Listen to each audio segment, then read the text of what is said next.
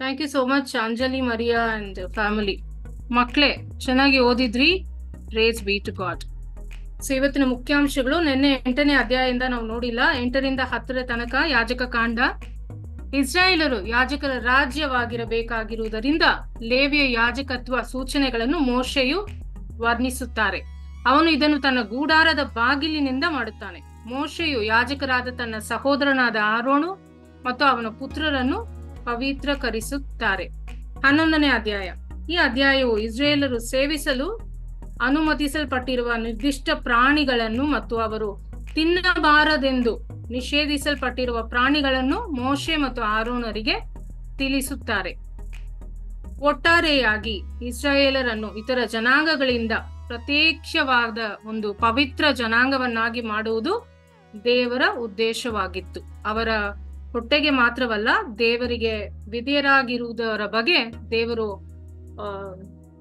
ತುಂಬಾ ಇಷ್ಟಪಡ್ತಾ ಇದ್ರು. ಅದಕ್ಕಾಗಿ ಇಷ್ಟೊಂದು ಸೂಚನೆಗಳನ್ನು ಕೊಡ್ತಾ ಇದ್ರು ಯಾಜಕ ಕಾಂಡ ಪುಸ್ತಕದಲ್ಲಿ. ದೇವರು ಮಾನವ ಕುಲಕ್ಕೆ ಕೊಟ್ಟ ಮೊದಲ ನಿಯಮವು ಏನನ್ನು ತಿನ್ನಬಹುದು ಮತ್ತು ಏನನ್ನು ತಿನ್ನಬಾರದು ಎಂಬುದರೊಂದಿಗೆ ಸಂಬಂಧ ಹೊಂದಿದ್ದಂತೆಯೇ ಈ ನಿಯಮಗಳನ್ನು ಇಸ್ರಾಯೇಲರಿಗೆ ದೇವರಿಗೆ ಅವರ ವಿಧೇಯತೆ ಮತ್ತು ಪ್ರತ್ಯೇಕತೆಯ ಪರೀಕ್ಷೆಯಾಗಿ ಕೊಡಲಾಗಿದೆ. 12ನೇ ಅಧ್ಯಾಯ. ಹೆರಿಗೆಯ ಬಗ್ಗೆ ಮಾತನಾಡುವ ಈ ಅಧ್ಯಾಯವು ದೇವರ ಆಲಯವನ್ನು ಪ್ರವೇಶಿಸಿದವರಿಗೆ ಧಾರ್ಮಿಕ ಅಶುದ್ಧತೆಯೇ ವಿಶೇಷ ವಿಷಯವನ್ನು ತಿಳಿಸುತ್ತದೆ. 13ನೇ ಅಧ್ಯಾಯ. ಲೇವಿಯಕಾಂಡ, ಯಾಜಕ ಕಾಂಡ. ಪ್ರಾಚೀನ ಇಸ್ರಾಯೇಲ್ಯ ಸಮುದಾಯದೊಳಗೆ ಆರೋಗ್ಯ ಮತ್ತು ಸಾಮಾಜಿಕ ಸಂವಹನಗಳನ್ನು ನಿಯಂತ್ರಿಸುತ್ತಿತ್ತು. ದೈವಿಕ ವಿವೇಕವನ್ನು ಎತ್ತಿ ತೋರಿಸುವ ನಿಯಮಗಳು ಮತ್ತು ಕಾರ್ಯವಿಧಾನಗಳಿಂದ ಸಮೃದ್ಧವಾಗಿದೆ. ಸೊ ಈ ಪುಸ್ತಕ ಕಷ್ಟ. ಒಂದೊಂದು ಅಧ್ಯಾಯದಲ್ಲಿ ಒಂದೊಂದು ಸೂಚನೆಗಳು, ಒಂದೊಂದ್ರ ಬಗ್ಗೆ ದೇವರು ಹೇಳ್ತಾ ಇದ್ದಾರೆ. ಸೊ ನಾವು ಬೇರೆ ಔಟ್ಲೈನ್ ಸಮರಿ ನೋಡ್ತಾ ಇದ್ದೀವಿ. ಸೊ ಇದು ಮುಖ್ಯಾಂಶಗಳು 13ನೇ ಅಧ್ಯಾಯ ತನಕ ಯಾಜಕ ಕಾಂಡ. ಸೊ ಇವಾಗ ಕ್ವೆಶ್ಚನ್ಸ್ ರೆಡಿ ಇದ್ದೀರಾ? ಬೈಬಲ್ ಓಪನ್ ಮಾಡಿ ಇಟ್ಕೊಳ್ಳಿ ಎಲ್ಲರೂ. ಯಾರಿಗೆ ಸಿಗುತ್ತೋ ಆನ್ಸರು, ಯಾರಿಗೆ ಗೊತ್ತಿರುತ್ತೋ ಆನ್ಸರ್ ಮಾಡಿ. Okay, the first question. 8ನೇ ಅಧ್ಯಾಯ, ಯಾಜಕ ಕಾಂಡ 8ನೇ ಅಧ್ಯಾಯ. ಆರೋನ ಮತ್ತು ಅವನ ಮಕ್ಕಳ ಪಟ್ಟಾಭಿಷೇಕಕ್ಕಾಗಿ ಮೋಶೆಯು ಸಭೆಯ ಗುಡಾರದ ಬಾಗಿಲ ಬಳಿ ಯಾರನ್ನು ಒಟ್ಟುಗೂಡಿಸಿದರು? 8ನೇ ಅಧ್ಯಾಯ 3ನೇ ವಾಕ್ಯ. ಜನಸಮೂಹವೆಲ್ಲ ದೇವದರ್ಶನ ಗುಡಾರದ ಬಾಗಿಲ ಬಳಿಗೆ ಕರೆಯಿಸು ಎಂದು ಆಜ್ಞೆ ಮಾಡಿದರು. ಸರ್ವೇಶ್ವರ ಹೇಳಿದಂತೆಯೇ ಮೋಶೆ ಮಾಡಿದನು. ಜನರೆಲ್ಲರೂ ದೇವದರ್ಶನದ ಗುಡಾರದ ಬಾಗಿಲಿನ ಹತ್ತಿರ ಕೂಡಿ ಬಂದರು. ಮೋಶೆ ಅವರಿಗೆ, ನಾನು ಈಗ ಮಾಡುವ ಕಾರ್ಯ ಸರ್ವೇಶ್ವರ ಸ್ವಾಮಿಯೇ ಆಜ್ಞಾಪಿಸಿದ ಕಾರ್ಯ ಎಂದು ಹೇಳಿದನು.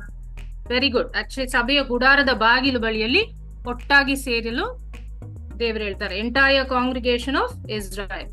Second question. 8ನೇ ಅಧ್ಯಾಯ. ಮತ್ತೆ ಮೋಶೆಯು ತನಗೆ ಆಜ್ಞಾಪಿಸಲ್ಪಟ್ಟದನ್ನು ಕುರಿತು ಸಭೆಗೆ ಏನು ಹೇಳಿದನು? ಮೋಶೆ ಒಂದು ವಾಕ್ಯ ಹೇಳ್ತಾರೆ, ದೇವರು ಏನು ಹೇಳಿದ್ರು ಅಂತ. 8ನೇ ಅಧ್ಯಾಯದಲ್ಲಿ 5ನೇ ವಾಕ್ಯ.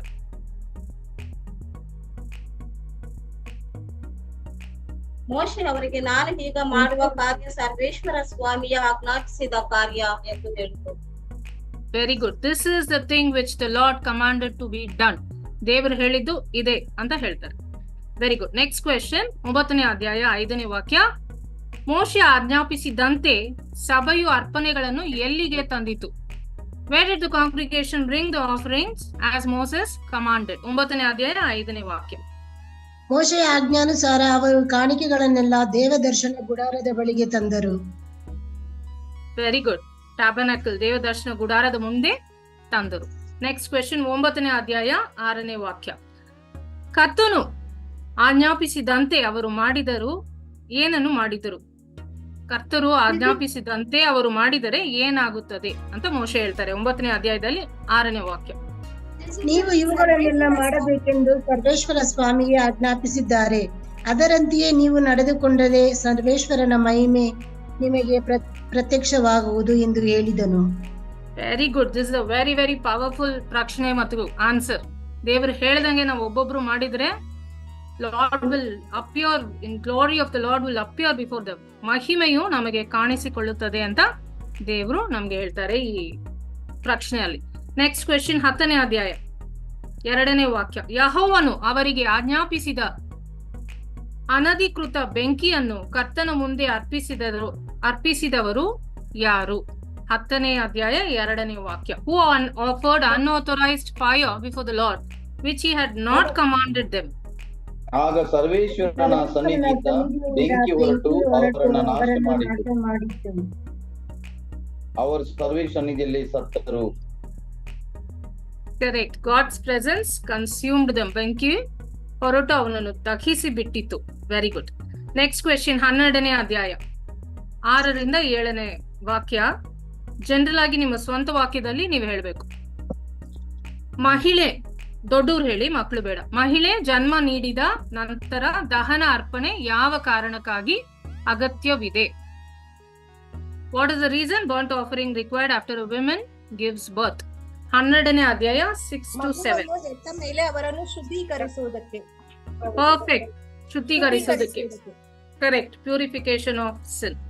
ವಂಡರ್ಫುಲ್. ಎಲ್ಲ ಕ್ವೆಶ್ಚನ್ ಟಕ್ ಅಂತ ಆನ್ಸರ್ ಮಾಡಿದೀರಾ. Thank you so much. ವಂದನೆಗಳು to all the families. Over to father.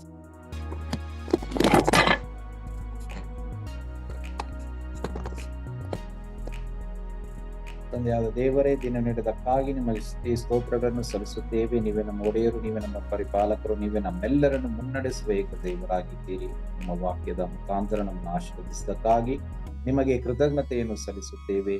ಇಂದು ನಿಮ್ಮ ವಾಕ್ಯವನ್ನು ಓದಿದ ಕುಟುಂಬದವರನ್ನು ಹಾಗೂ ನಿಮ್ಮ ವಾಕ್ಯವನ್ನು ಕೇಳಿದ ಕುಟುಂಬದವರೆಲ್ಲರನ್ನು, ನಮ್ಮ ವಿಶೇಷವಾಗಿ ನಮ್ಮ ಧರ್ಮ ಕೇಂದ್ರವನ್ನು ಅರಸಿ ಆಶೀರ್ವದಿಸಿರಿ. ಮಾತೆ ಮರಿಯಮ್ಮನವರೇ, ಕುಟುಂಬದ ತಾಯಿ, ಕುಟುಂಬದ ರಾಣಿ, ಎಂದಿಗೂ ನಮ್ಮ ಜೊತೆಗಿದ್ದು ನಮಗಾಗಿ ಪ್ರಾರ್ಥಿಸಿರಿ. ಈ ಪ್ರಾರ್ಥನೆಯನ್ನು ಪ್ರಭೇಸು ಕ್ರಿಸ್ತರ ಮುಖಾಂತರ ಪ್ರಾರ್ಥಿಸುತ್ತೇವೆ. ಆಮೆನ್. ಪ್ರಭು ನಿಮ್ಮೊಡನೆ ಇರಲಿ, ನಿಮ್ಮ ಸರ್ವಶಕ್ತ ದೇವರಾದ ಪಿತಾ, ಸುತ ಮತ್ತು ಪವಿತ್ರಾತ್ಮರು ನಮ್ಮೆಲ್ಲರನ್ನು ಅರಸಿ ಆಶೀರ್ವದಿಸಲಿ. ಆಮೆನ್. Thank you father. Thanks to all the families. Good night. God bless. ನಾನು ಅನ್ಕೊಂಡಿದ್ದೀನಿ ನೀವೆಲ್ಲ ಡಿಸೈಡ್ ಮಾಡಿದೀರಾ ಮೀಟಿಂಗ್ ಮಾಡಿ. ಸೊ ಯಾರು ಕೋಆರ್ಡಿನೇಟ್ ಮಾಡ್ತೀರಾ, ಯಾರು ರೆಡಿ ಇದ್ದೀರಾ ಅಂತ. ಸೊ ಅಮಲ್ರಾಜ್ ಸರ್ ಇದಾರೆ. Good evening sir.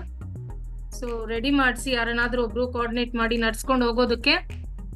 ಅದಕ್ಕಿಂತ ಮುಂಚೆ 30ನೇ ತಾರೀಕು ಥ್ಯಾಂಕ್ಸ್ ಗಿವಿಂಗ್ ಎಲ್ಲ ಕುಟುಂಬಗಳು ಜಾಯ್ನ್ ಆಗಿ ನಿಮ್ಮ ಶೇರಿಂಗ್ ನ ಶೇರ್ ಮಾಡಿ. ಸೊ ನೋಡೋಣ. God bless. Good night. Good night. Thank you.